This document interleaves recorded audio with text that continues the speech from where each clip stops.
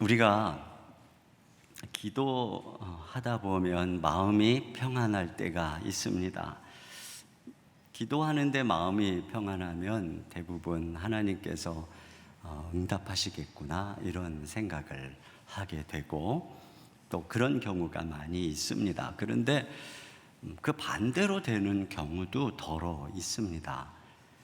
우리 그 막내가 재수할 때 제가 진짜 열심히 1년 동안 기도하고 시험 보는 날 정말 열심히 기도하고 기도하는데 얼마나 마음이 평안하고 은혜가 되는지 우리 집안에서 전국 수석에 나올지도 모르겠다 이런 생각을 했는데 이제 끝나고 이 아이의 첫 마디가 아빠 나 삼수해야 될 것 같아요. 그래서 삼수를 했어요. 근데 이렇게 우리가 기도할 때 마음이 평안하죠. 약속을 주신 거예요. 그런데 현실적으로 보여지는 상황은 절망적으로 변화할 때가 있어요. 아브라함 같은 경우에도 무자할 때 하나님이 약속해 주셨잖아요. 그리고 하나님 따라갔는데 점점점 상황이 안 좋아져서 이제 몸은 늙어갖고 죽은 것처럼 되고 또 살아도 아이를 낳을 수 없는 상황이 돼버렸어요. 근데 이렇게 분명히 약속을 믿고 주님을 따라가는데 상황은 절망적으로 돼가는 경우가 있거든요. 근데 오늘 우리가 본문에서 본 야이로도 똑같아요. 분명히 자기 딸이 죽을 병이 걸려서 예수님께 달려갔어요. 그러니까 예수님 앞에 엎드린 야이로의 기도를 들으시고 예수님이 이제 함께 알았어 내가 고쳐줄게 그리고 함께 가시는 거거든요. 근데 함께 가는 중에 함께 가신다는 건 이제 약속을 받은 거죠. 그런데 가는 중에 전갈이 왔어요. 어떤 전갈이 왔냐면 여기 35절 말씀인데 아직 예수께서 말씀하실 때 회당장의 집에서 사람들이 와서 회당장에게 이르되 당신의 딸이 죽었나이다. 어찌하여 선생을 더 괴롭게 하나이까. 딸이 죽었어요. 상황이 악화된 정도가 아니라 아예 절망적인 상황으로 바뀌어 버렸죠. 믿음으로 걸어가고 약속을 믿고 걸어가는데 상황이 악화될 때가 있는 것이죠. 근데 이럴 때 이제 우리가 어떻게 해야 되는가? 오늘 주님께서는 뭐라 그러시냐면은 이러한 상황 속에 있는 야이로에게 두려워하지 말고 믿기만 해라 이렇게 말씀을 하십니다. 너 두려워하지 마라, 낙심하지 마라, 의심하지 마라, 계속 믿어라 이렇게 말씀을 하고 있는 것이죠.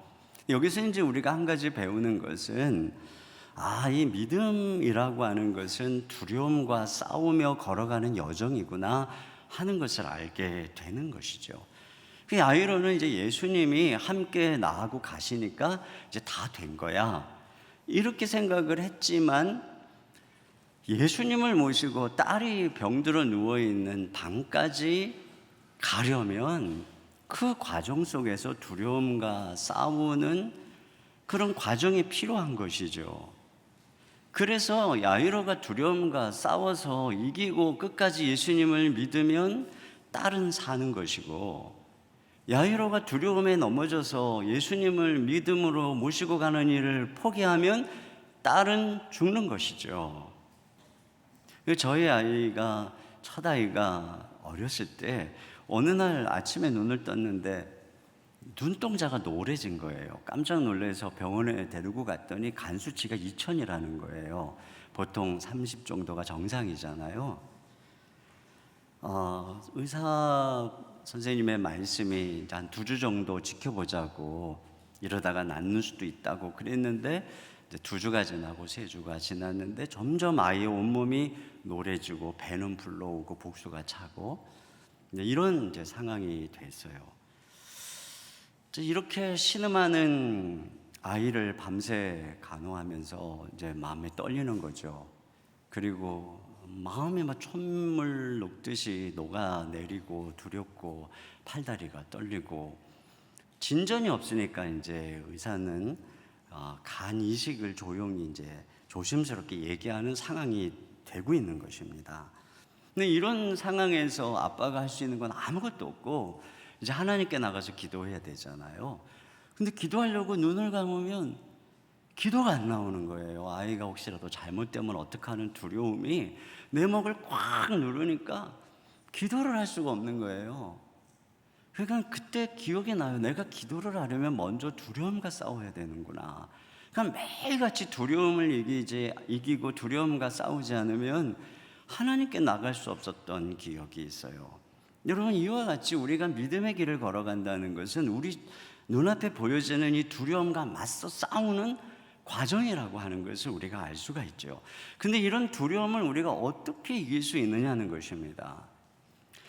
어디서 읽은 글인데 어느 유치부 전도사님이셨던 것 같아요. 아이들을 데리고 여름 캠프를 떠났어요. 이제 어떤 그 숲속에 개울이 있고 통나무로 된 이제 다리가 있었어요.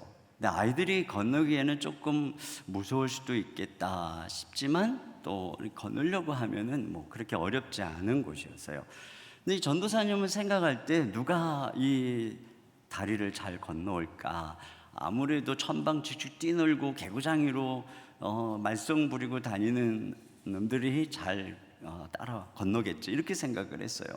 그 전도사님이 얘들아, 전도사님 따라서 자, 이 통나무 다리를 건너가자 그랬더니 이 얌전한 아이들 있잖아요. 평소에 전도사님 말씀 잘 듣던 아이들이 네, 그리고 아무 두려움 없이 다 따라서 건너더라는 겁니다. 그런데 한 아이가 건너지 못하고 저편에 있는 거예요.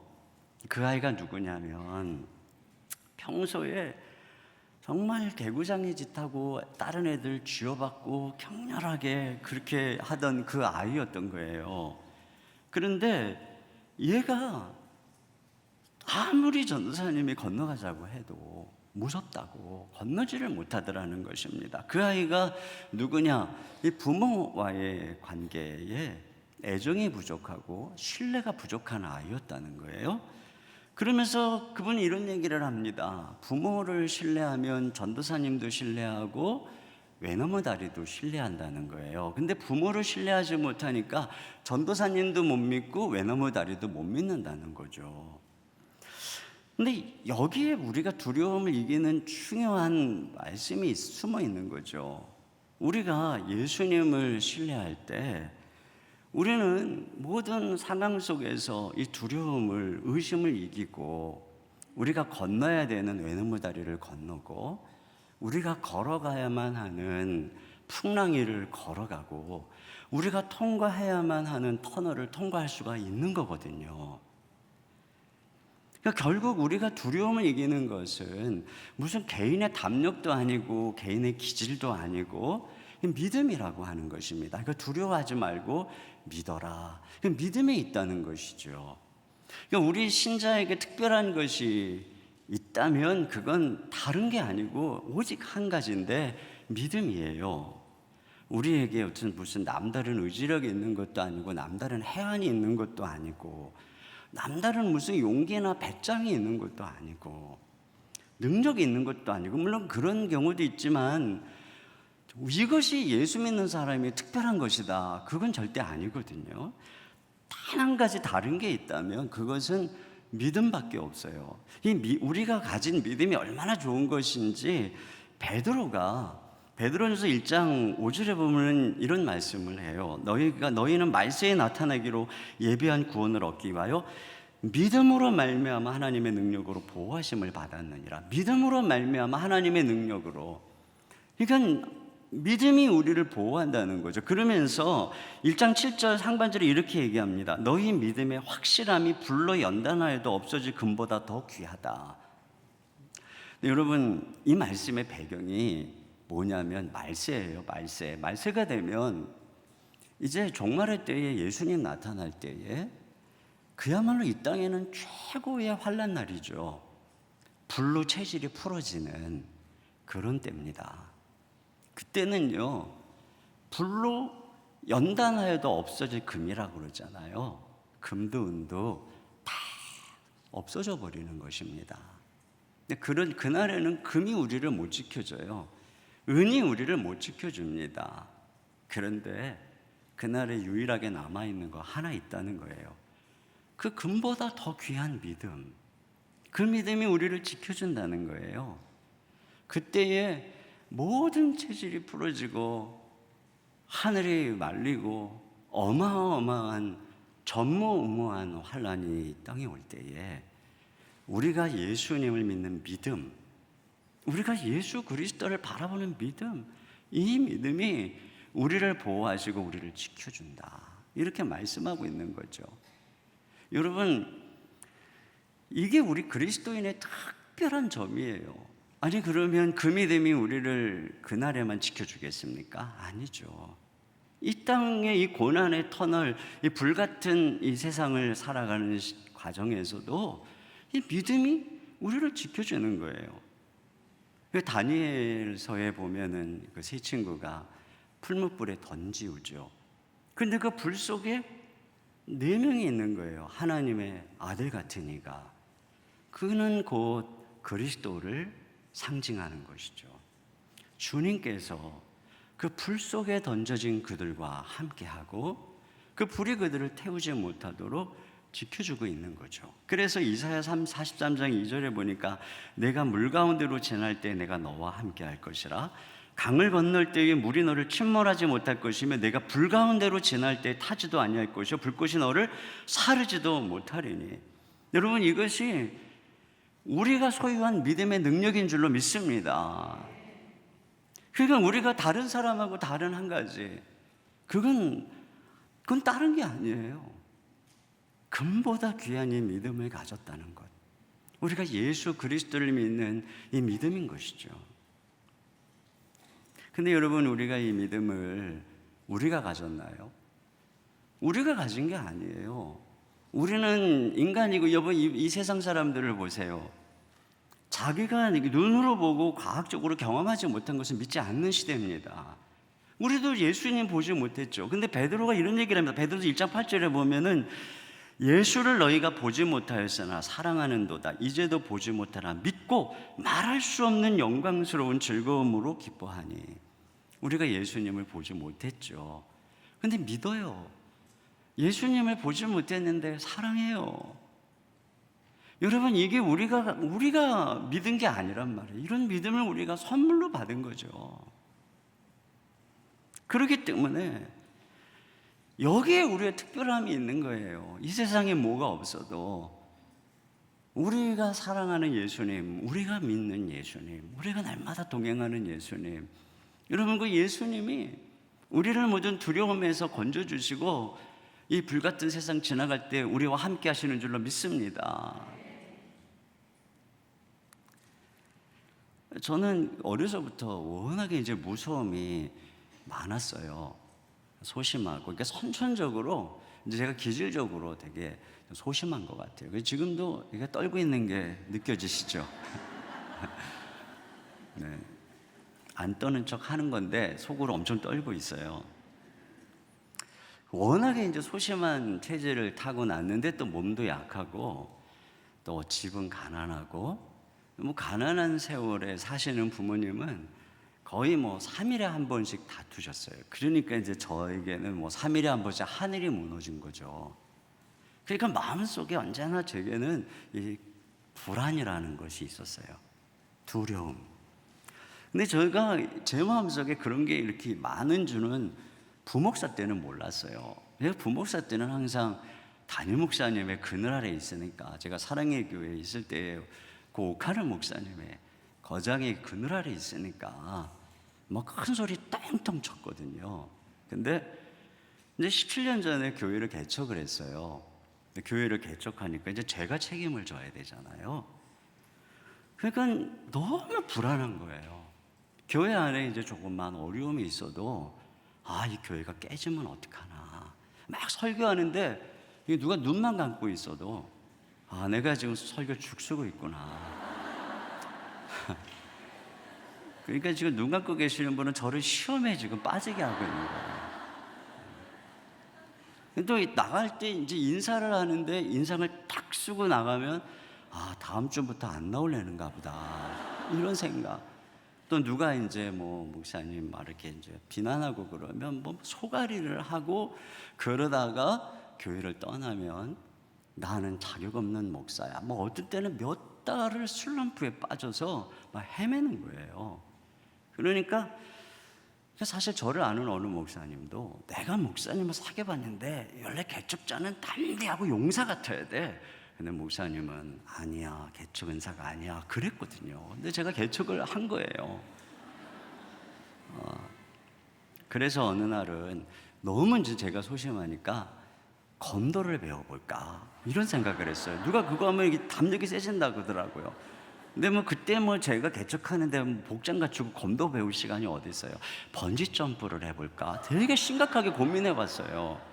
어떤 때는 하나님께 하나님 제 좀 이 심장을 돌처럼 쇠처럼 강하게 해주셨으면 얼마나 좋았을까요. 제가 이런 한탄도 했어요. 근데 또 그런 한탄을 주님이 들으셨는지 그 주간에 또 제가 어느 글을 읽었는데 돌같이 단단한 바위 같은 마음은 찬바람과 강풍을 견딜 수 있지만 미풍과 살랑이는 봄바람은 느낄 수 없다. 이런 글을 읽은 거예요. 그래서 제가 눈이 번쩍 떠졌죠. 왜냐하면 제가 이 마음이 바위같이 단단해져서 상처는 덜 받는다 해도 성령님의 봄바람 같은 민감함, 또 사람들의 그 상태를 공감하는 이런 예민함, 이걸 내가 잃어버리겠구나. 생각해 보니까 이런 그 소심하지만 민감한 것이 저의 하나님이 주신 모습이더라고요. 내가 이걸 내 이 모습을 포기하고서는 목회를 못 하겠더라고요. 그래서 저는 그 17년 전이나 지금이나 똑같아요. 똑같이 소심하고 그때나 지금이나 뭐 눈 감으면 똑같이 지금도 내가 설교 죽쓰고 있구나. 사실 99명이 눈 뜨고 한 명이 눈 감아도 그 사람이 피곤한 건데 왜 내가 그러는지 모르겠어요. 하여튼 늘 이런 그 마음 그대로인데 그럼 제가 지난 17년 동안 어떻게 목회를 했을까요? 그냥 겁 많은 아이가 맨날 그 엄마 치마 붙잡고 쫄쫄쫄 따라다니듯 제가 한 것은 이거밖에 없어요.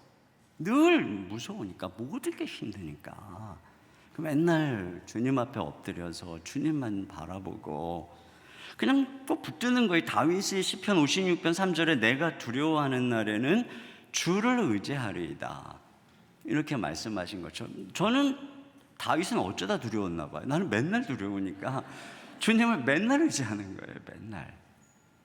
그때마다 주님께서 저에게 그 두려움을 이기고 또 돌파하고 제가 가야 될 길을 가게 해주셨어요. 그 여기까지 온 거죠. 그게 이제 믿음인 거죠. 믿음이 결국은 저를 여기까지 이끌어 주신 거예요.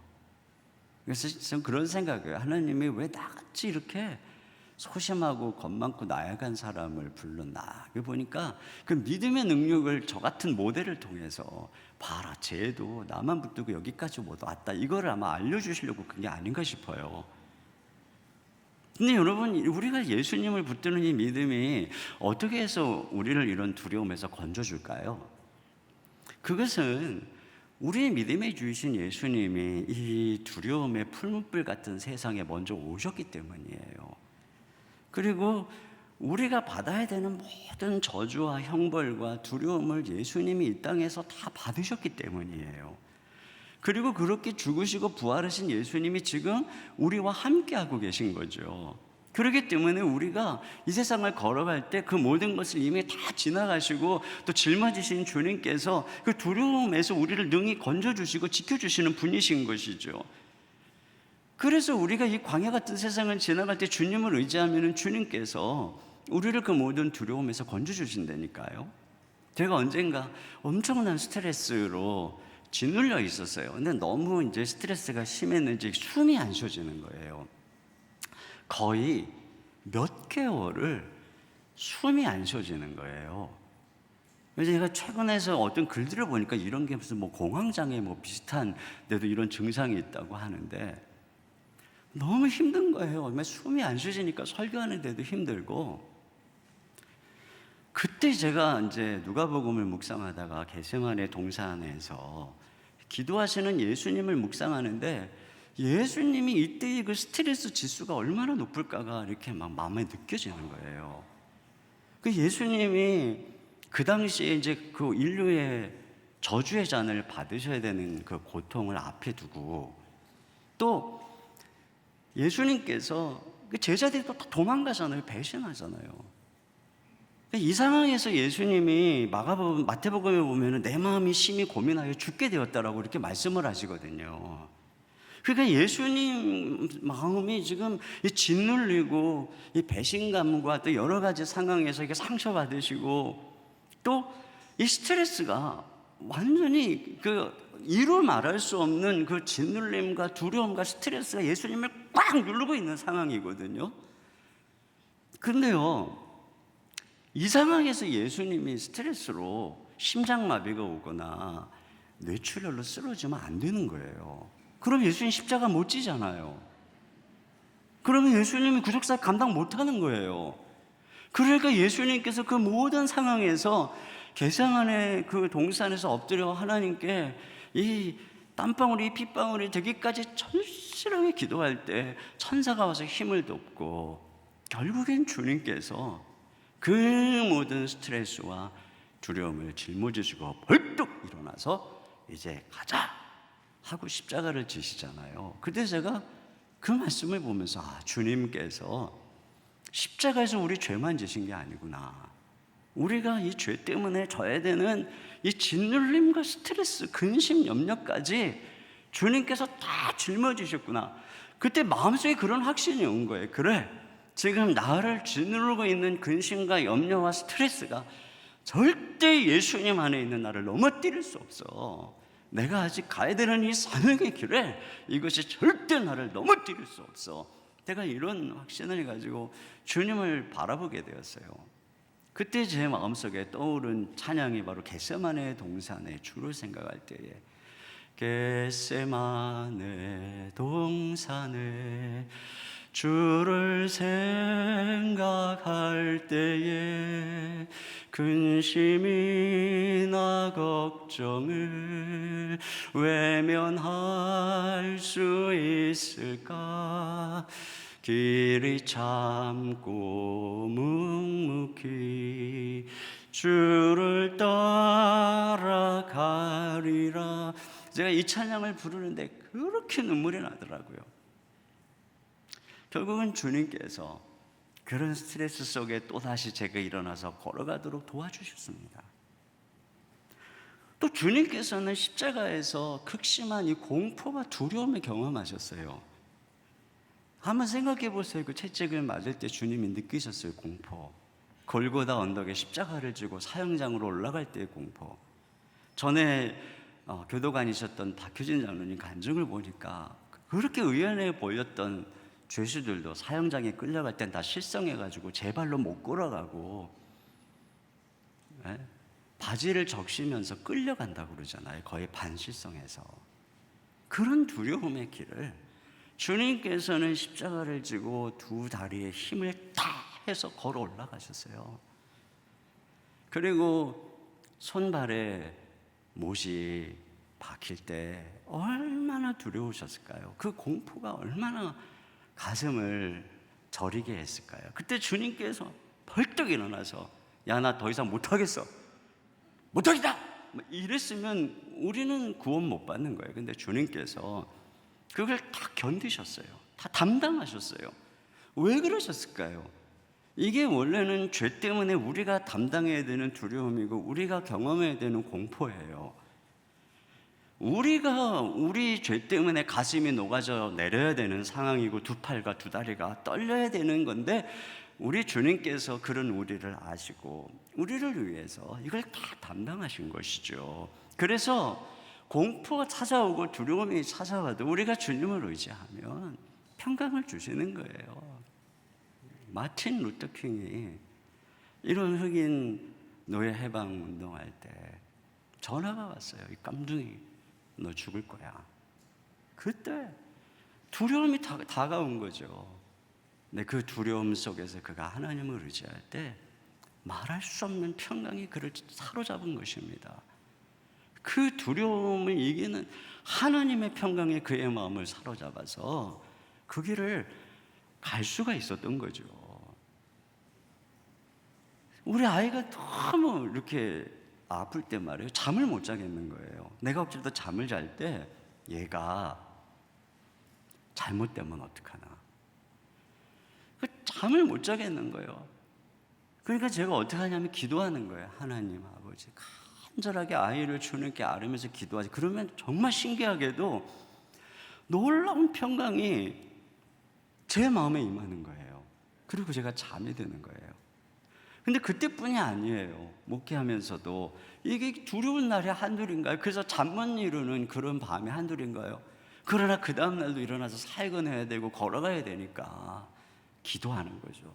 주님만 바라보면 어디선가 하나님의 평강이 물밀듯 이 모든 지각에 뛰어난 하나님의 평강이 저의 심령을 채워주는 것입니다.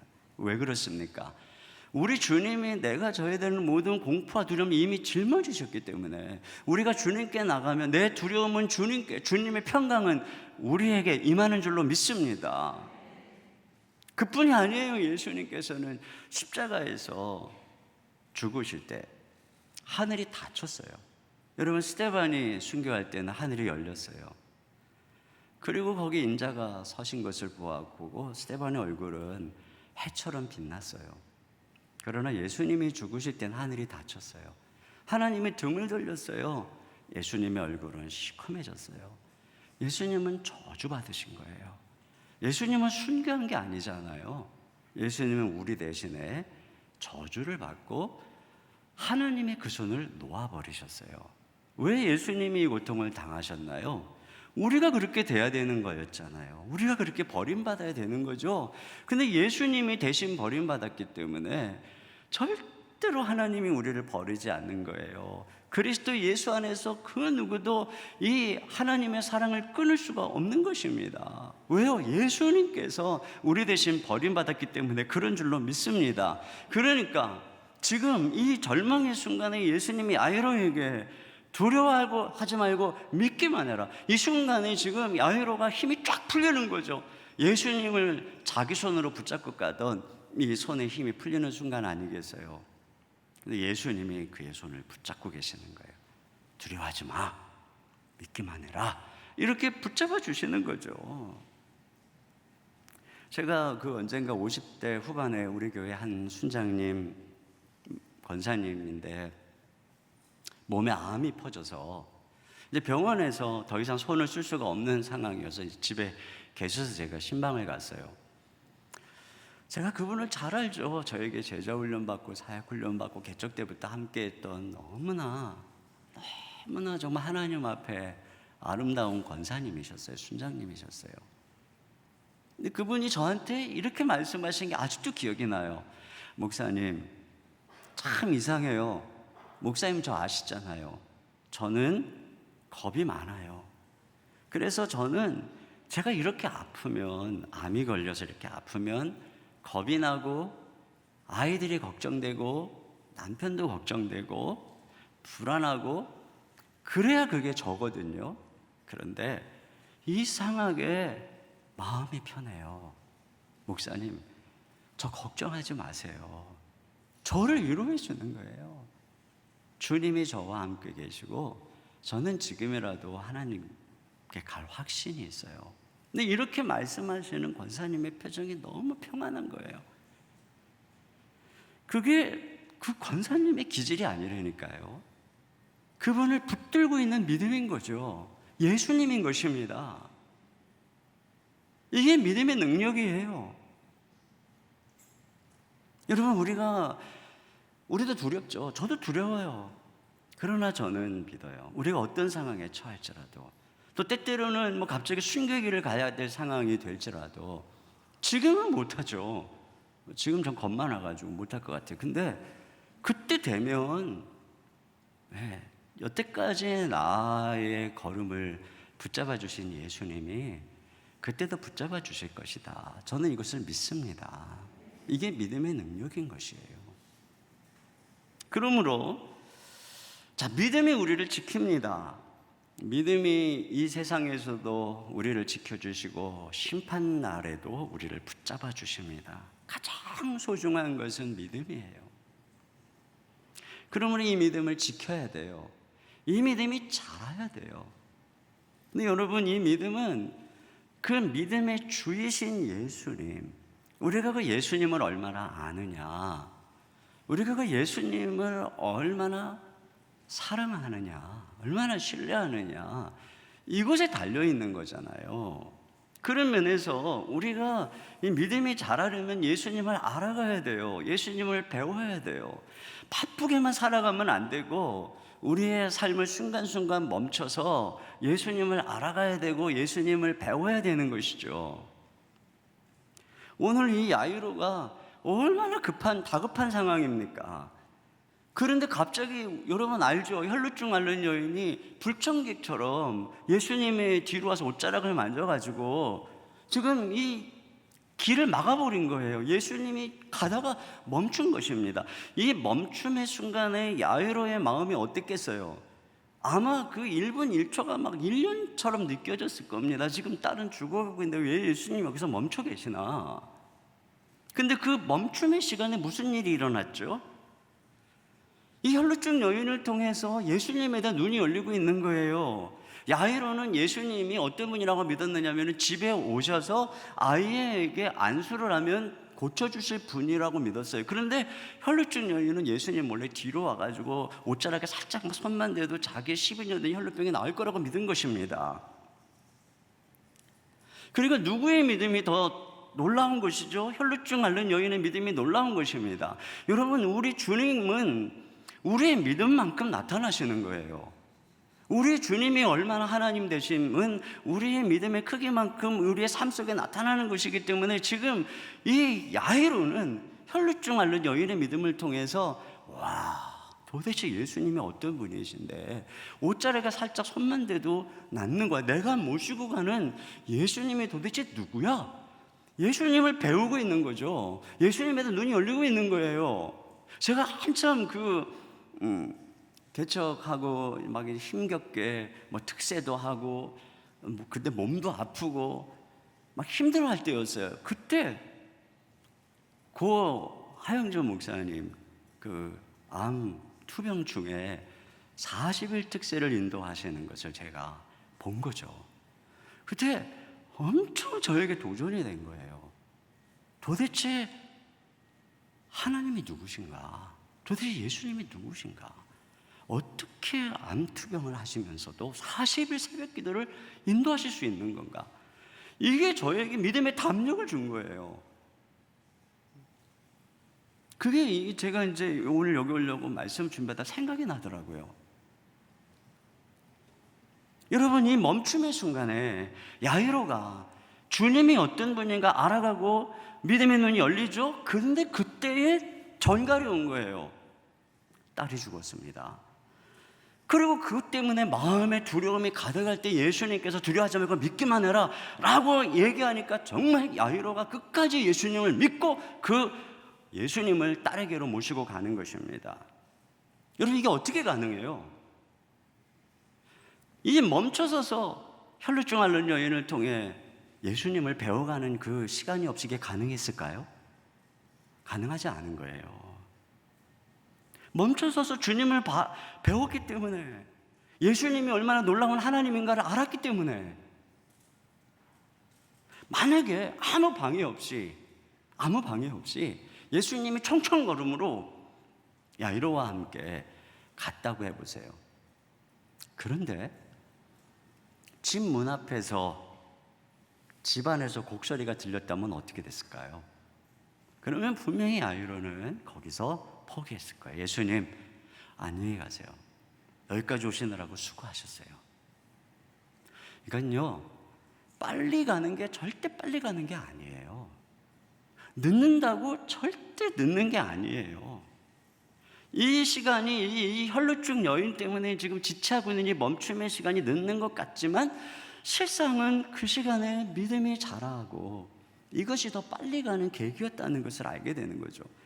그래서 제가 신학교 다닐 때 지난번에 이제 제가 폐결핵 알았었다고 그랬잖아요. 폐결핵 플러스 불면증까지 와가지고 그 27, 8살에 엄청 막 꿈을 꾸고 달려가야 될 시기잖아요. 그때 제가 다니던 총신 신대원은 양지에 있어요. 그 캠퍼스에 우리 친구들은 다 거기서 막 운동하고 축구하고 족구하는데 저는 그 양지 바른 곳에 앉아가지고 그걸 쳐다보면서 제가 신세 한탄한 게 지금도 생각이 나요.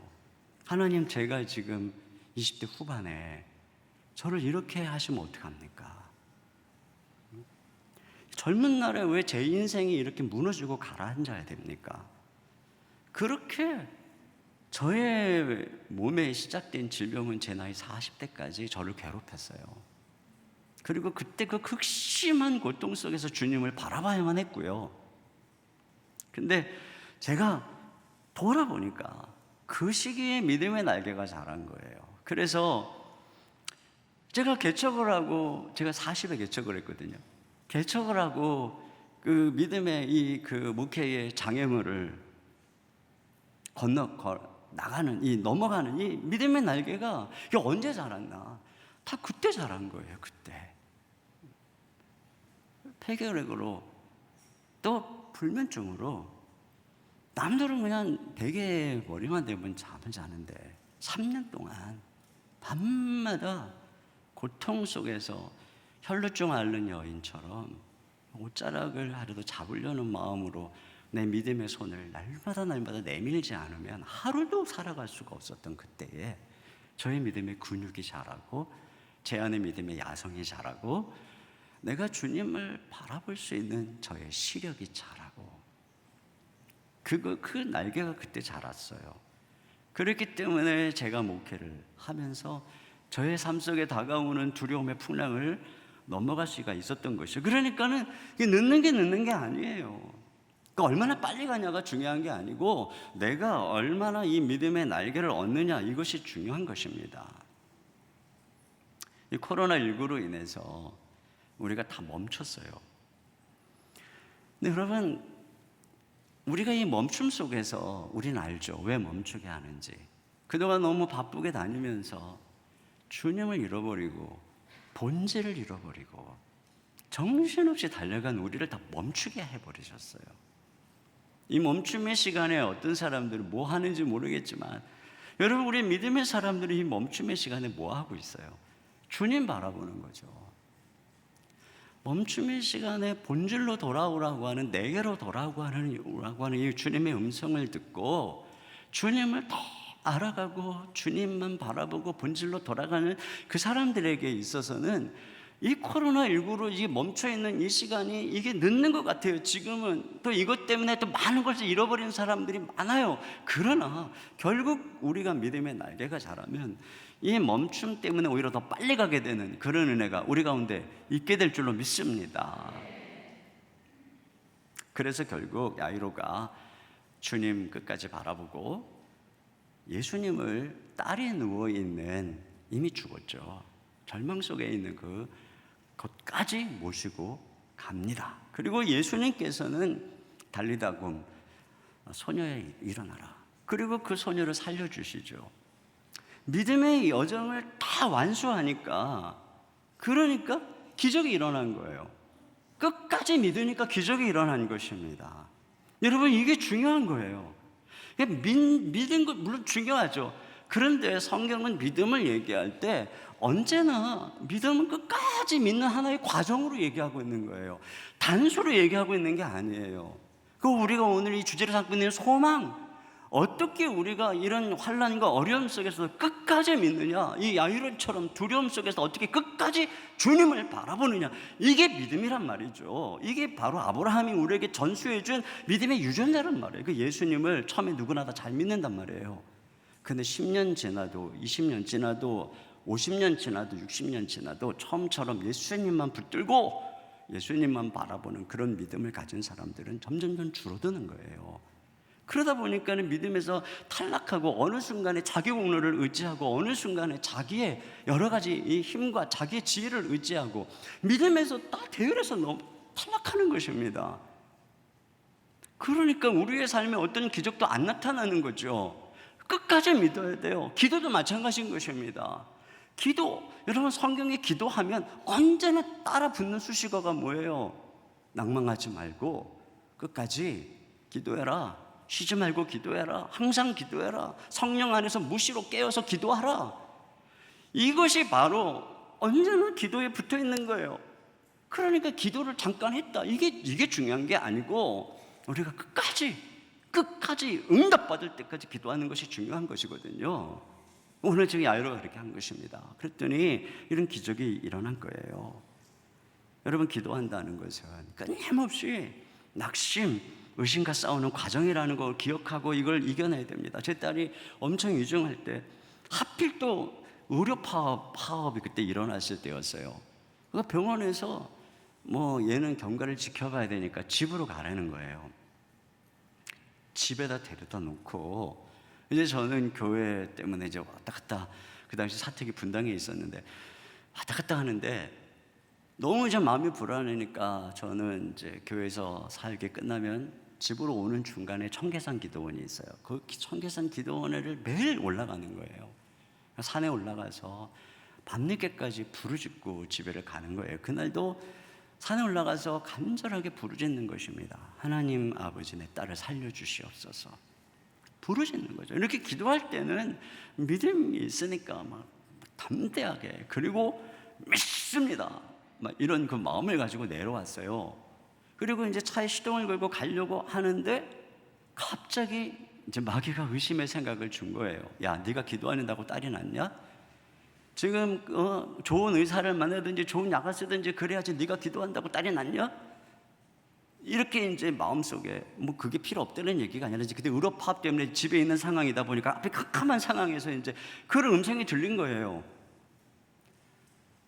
근데 조금 전까지만 해도 열심히 기도하고 믿습니다 하고 내려온 제가 이 의심의 한마디에 완전히 그냥 그 불화살처럼 제 심장에 찔린 거예요.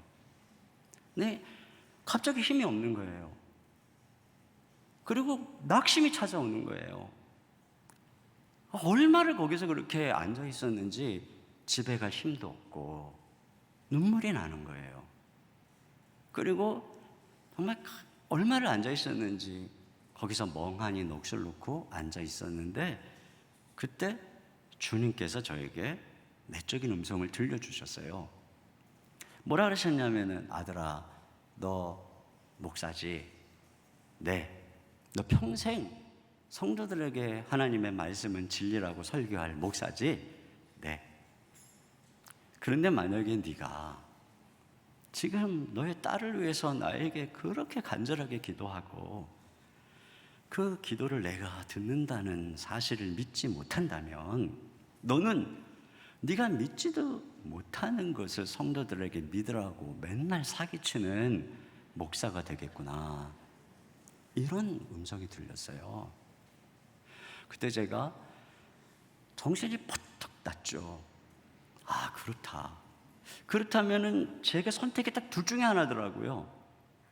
사기치는 목사가 되든지, 세 개죠. 사기치는 목사가 되든지, 목사를 그만두든지, 아니면 믿든지. 이 셋 중에 하나. 근데 제가 목사를 그만둘 수는 없겠더라고요. 사기치는 목사가 될 수도 없잖아요. 내가 이 인생을 이렇게 하나님 앞에 살아가는데. 그래서 믿기로 결심했어요. 그때 믿자. 그거 가만히 생각해 보니까 믿는다고 또 손해볼 게 아무것도 없더라고요. 생각을 해보니까 내가 지금 믿자 그러는데 믿는다고 손해볼 것도 없고 특별한 것도 없고 또 오히려 믿을 때 약속도 있고 기대도 할 수 있는 거더라고요. 근데 내가 그 순간에 이게 절망하고 낙심하고 있어봐야 또 아무 이득이 되는 게 없더라고요. 그래서 내가 믿자 결심했어요. 그럼 내가 이 시간에 믿으려면 어떻게 해야 되나 생각해 보니까, 믿는다는 건 하나님께서 내 기도를 들으시고 당신의 선한 뜻을 이루어주신다는 걸 신뢰하는 거니까, 주님께 맡기는 거니까 내가 기뻐해야 되겠더라고요. 감사해야 되겠더라고요. 그 순간에 제가 지난 한 달 이상의 시간이 이 파노라마처럼 쫙 떠올랐어요. 내가 얼마나 주님만 바라보고 기도했는가. 그런데 나는 한 번도 감사하지 못하고 찬양하지 못하고 그냥 완전히 비통한 사람처럼 다녔던 거예요. 그 아내가 옆에서 여보, 아이보다 당신이 먼저 쓰러질 것 같아. 이렇게 다녔던 거예요, 제가. 내가 내 모습을 깨달은 거예요.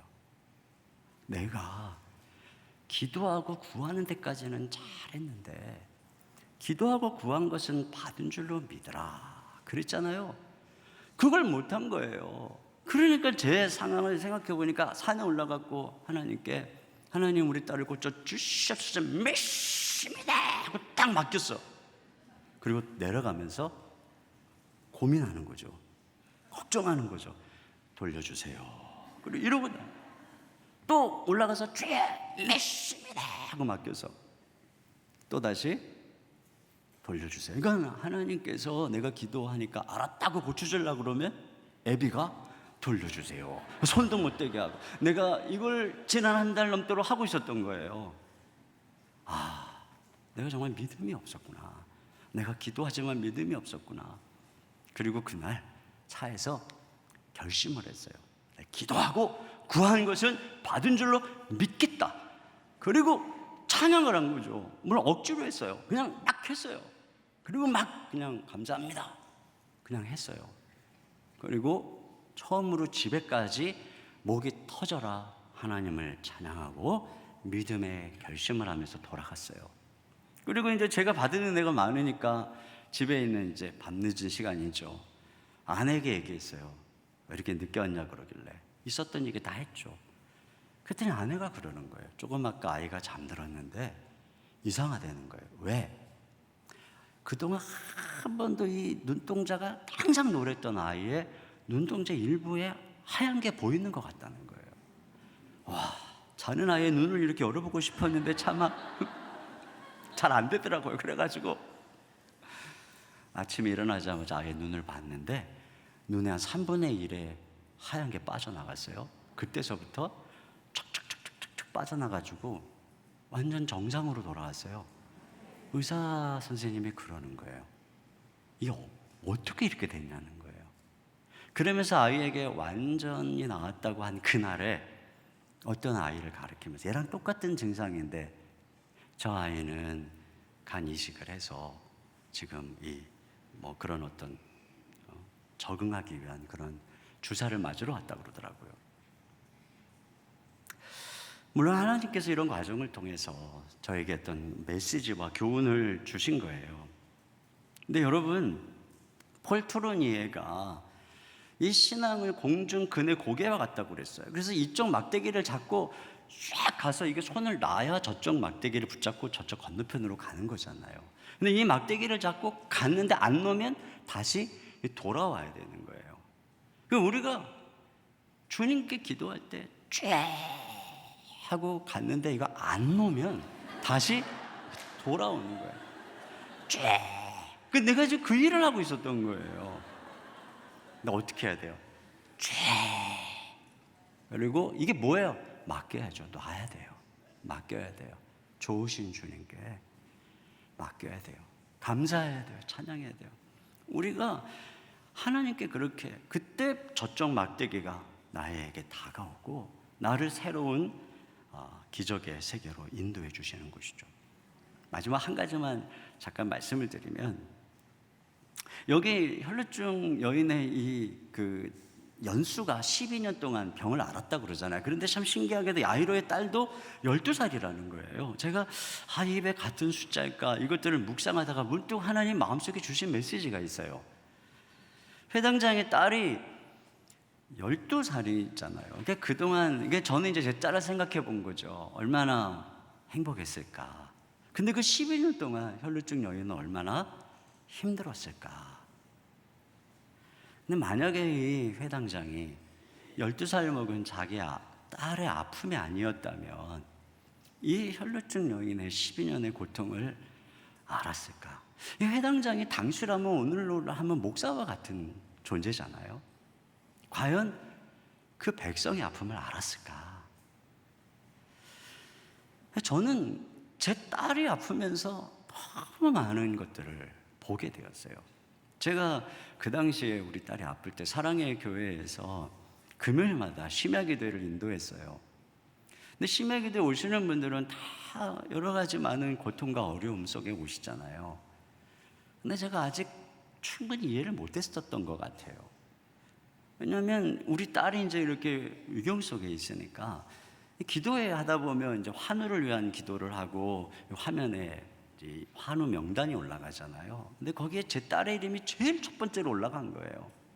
근데 저는 이제 밑에 앉아갖고 다른 목사님께 너무 힘들어서 기도 부탁을 하고 앉아 있는데 그 화면에 딸의 이름이 올라가 있는 그 상황을 보면서 저기에 환우 명단을 올려놓은 가족들의 마음이 막 느껴지는 거예요. 내가 지난 시간 동안 매주 환우 기도를 하면서 저기에 저 기도 제목을 올린 성도님들의 마음을 얼마나 알았을까. 거기 앉아가고 회개하는 거예요. 하나님 정말 죄송합니다. 회개하는 거예요. 또 우리 아이 이제 병원에서 뭐 검사한다고 약을 타러 오라고 해가지고 이제 약 타느라고 로비에 앉아서 이렇게 이제 있는데 사람들이 보이는 거예요. 그래서 제가 아주 신방했던 병원이거든요. 근데 저기 앉아있는, 멍하니 앉아있는 분이 나 같은 심정이구나. 저기 아이를 휠체어에 이렇게 싣고 정말 이게 멍한 표정으로 가고 있는 저 엄마의 마음이 나와 같은 거구나. 저기 남편을 휠체어에 데리고 가는 저 아내의 마음이 나 같은 거구나. 나는 이 병원을 그렇게 많이 드나들었지만 내가 이곳에 있는 환우들 그 가족들의 마음을 얼마나 알았을까. 또 거기 앉아서 또 회개하는 거예요.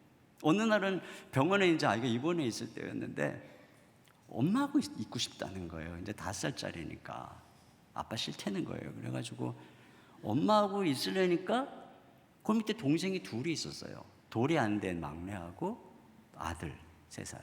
그 제가 걔를 데리고 이제 가야 되는 거예요, 집으로. 그래서 이제 뒤에 카시트에 아이들을 태우고 가는데 애들도 분위기 심상한 걸 알죠. 그리고 엄마가 없으니까 드디어 막내가 울기 시작하는 거예요. 그 옆에 있던 아들도 같이 울기 시작하는 거예요. 뒤에서 막 우니까 다 나도 눈물이 나더라고요. 그 걔를 어떻게 안고 간신히 집에를 갔어요. 그리고 이제 잠이 든 아이를 간신히 이제 집에 불 꺼진 집 말이에요. 항상 집에 갈 때마다 아파하고 달려오고 여보 이제 왔어요 했던 그 나의 따뜻한 가정에 불이 꺼져 있는 그곳에 이제 아이를 데리고 불을 켜고 뉘우려고 그러는데 깬 거예요. 이 막내가 울기 시작하는데 도대체 멈추질 않는 거예요. 그래가지고 너무너무 다급하니까 아내가 입던 옷을 찾았어요. 아내가 이제 나한테 젖 먹이고 입던 옷을 찾아가지고 입었어요. 그 입고 아이를 이렇게 하니까 아이가 안심하라고 잠이 들더라고요. 아, 역시 엄마의 냄새가 이렇게 위대하다는 걸 그때 깨달았어요. 그리고 아이를 뉘었죠. 아들을 씻겨서 재우고 그리고 팍팍 앉아있는데 아내 생각이 너무 나는 거예요. 그러면서 우리 아내가 얼마나 힘들었을까. 이 새 아이를 키우느라고 얼마나 힘들었을까. 또 얼마 전에 그 아버님이 중풍으로 쓰러져갖고 계속 병원에 계시고 어머님이 요양하는 상황이었어요. 또 친정은 저 멀리 여수였어요. 혼자서 새 아이를 돌보고 있었는데 내가 새벽에 차 갖고 오면 차도 없으니까 분당에서 어떻게 새 아이를 데리고 일주일에 몇 번씩 교회는 왔을까? 뭐 별 생각 그때 처음 다 해보는 거예요. 그러면서 내가 목회한다고 이게 전부라고 아내가 이렇게 힘들어하는 것도 모르고 거기서 회개하는 거죠. 또 하나님 정말 다시 회복시켜 주시면 제가 진짜 잘할게요. 그러니까 하나님께서 이 과정을 통해서 저로 하여금 모든 걸 보게 하시는 거예요.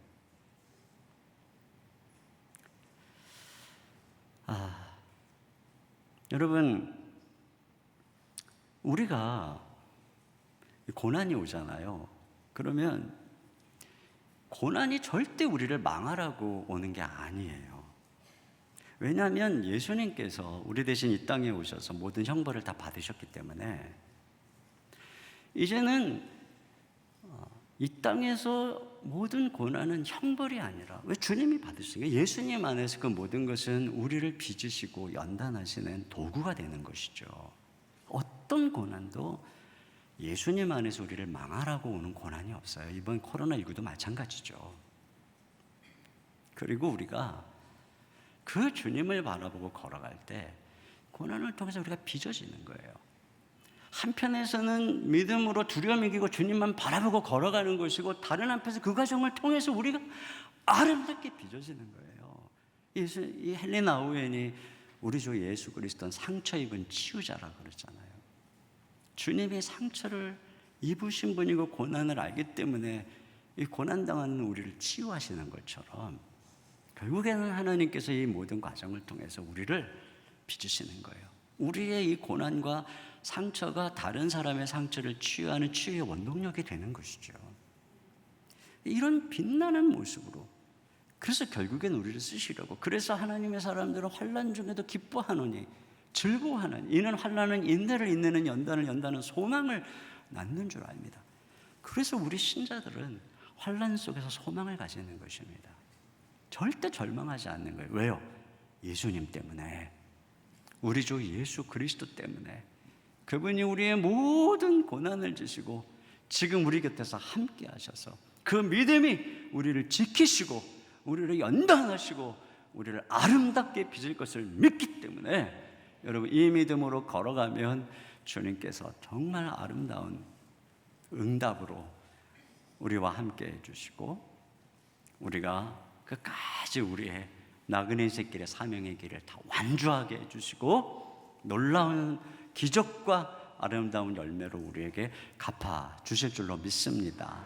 제가 기도하겠습니다. 하나님 아버지, 참으로 감사합니다. 오늘 우리가 걸어가는 믿음의 여정은 두려움과 싸우는 과정임을 알았습니다. 그런데 이 두려움을 이기는 것은 오직 믿음입니다. 예수님의 손을 꼭 붙잡고 걸어가는 것, 이것이 바로 두려움을 이기는 길인 줄로 믿습니다. 왜냐하면 우리 주님은 우리 대신 모든 저주와 모든 죄와 모든 우리의 허물을 지시고 두려움을 지시고 이 풀물불 같은 세상을 지나셨기에, 그리고 주님이 우리와 함께 하시기에 주님께서는 당신을 의지하는 주의 백성들을 지금도 꼭 붙잡아 주시면서 사랑하는 딸아, 사랑하는 아들아, 두려워하지 마라, 두려워하지 마라, 내가 너와 함께한다, 이렇게 말씀해 주고 계시는 줄로 믿습니다. 주님만 바라보라, 믿음으로 나만 바라봐라, 이렇게 말씀하시는 줄로 믿습니다. 주님, 그리하여 내가 고난 속에 처해 있는 그 자리가 결국 아름답게 주님이 우리를 빚으셔서 사용해 주시는, 믿음의 날개가 자라게 하시는 그런 자리가 되는 줄로 믿습니다. 그래서 결국에는 이 고난이, 이 멈춤의 시간이 오히려 우리에게 축복의 시간이 되는 줄 믿습니다. 하나님 아버지, 우리가 할 것은 하나밖에 없습니다. 우리가 이 코로나19 속에서 할 것은 하나밖에 없습니다. 오직 우리 주님을 바라보는 것인 줄로 믿습니다. 주님만 바라봅니다. 주여 우리를 긍휼히 여겨 주시옵소서. 주여 불쌍히 여겨 주시옵소서. 주여 함께하여 주시옵소서. 우리의 기도를 들어 응답하여 주시옵소서. 우리가 이렇게 전심으로 주님께 기도하며 나아갈 때 하나님께서 한국교회를 살려주실 줄로 믿습니다. 우리 성도들을 새롭게 빚으시고 아름답게 만들어 주실 줄로 믿습니다. 우리가 다시 본질로 돌아가고 주님만 바라볼 때에 하나님이 예비하신 놀라운 은혜와 축복들을 이 모든 코로나19의 과정을 통해 우리에게 허락해 주실 줄 믿습니다. 잠잠히 주님만 바라보며 우리의 참 소망 되신 주님만 바라보는 우리 마리아의 행전, 하나님이 이들의 이 기도의 행렬 속에 주님 함께하여 주시옵소서.